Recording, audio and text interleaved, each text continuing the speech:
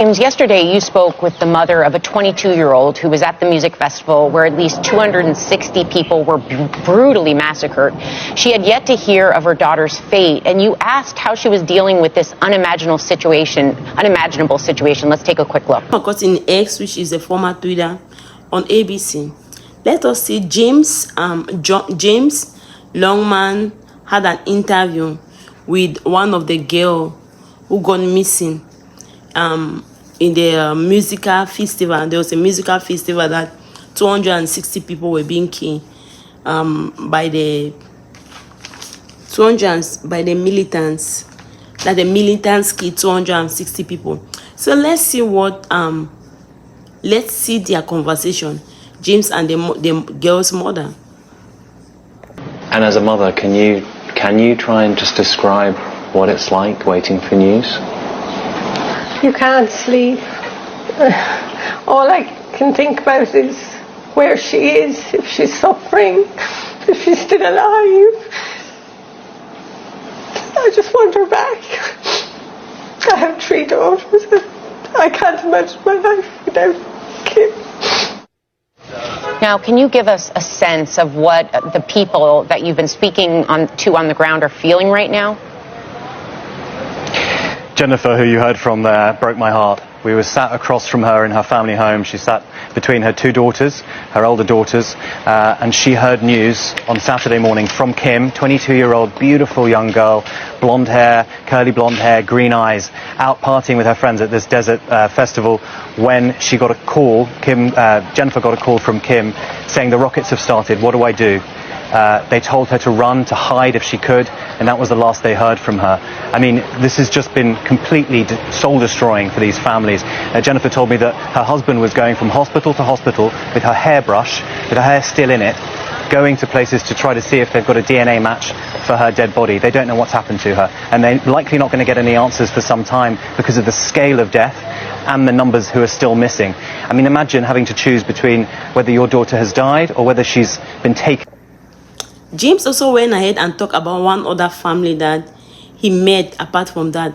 Let's listen to their own conversation. What happened?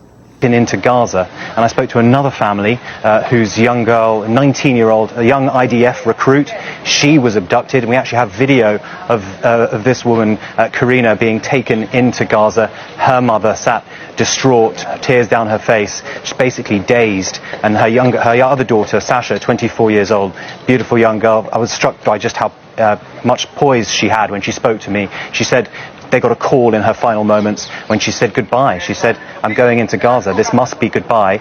And Sasha said she felt she had to remain strong for her parents. But it has been unspeakable, really, for Israelis to watch this happening.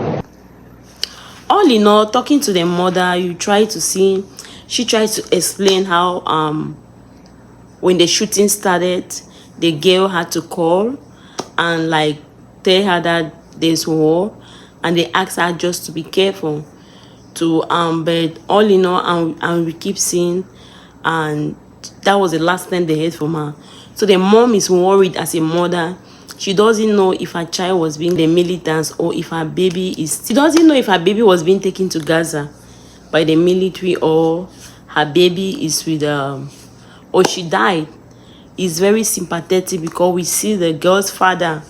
We take the brush of her hair to different hospital for corpses for them to do the DNA to see if any corpse belongs to the daughter. That's very sympathetic. It's very emotional. We could see her crying and trying to explain that she wish her daughter. She wants to know at least a peace of mind if the girl is alive. We see this other family also that one of the sister video. The other sister that they were pulling in, taking to Gaza, and she was crying. And because of that, she have the strength to move on for the sake of her sister. We just is very sympathetic. Some people were caught, like young girls were taken to Gaza by the military. So so far we don't know what's happening, and we just hope it get better every day. So what do you think about the soldiers carrying those girls to the Gaza, and what do you think can happen What do you think the world as a whole can do to help Israelis for this war to come to an end? So what is your own suggestion that, especially the key power country like America, France, what can they do to help Israelis to for them to have peace and protection? For what your own suggestion for the war to come, to try to bring peace to the war? If you have not subscribed, please do not forget to subscribe. Thank you very much, and please do not forget to subscribe and also help share the video. Thank you very much for watching. God bless you.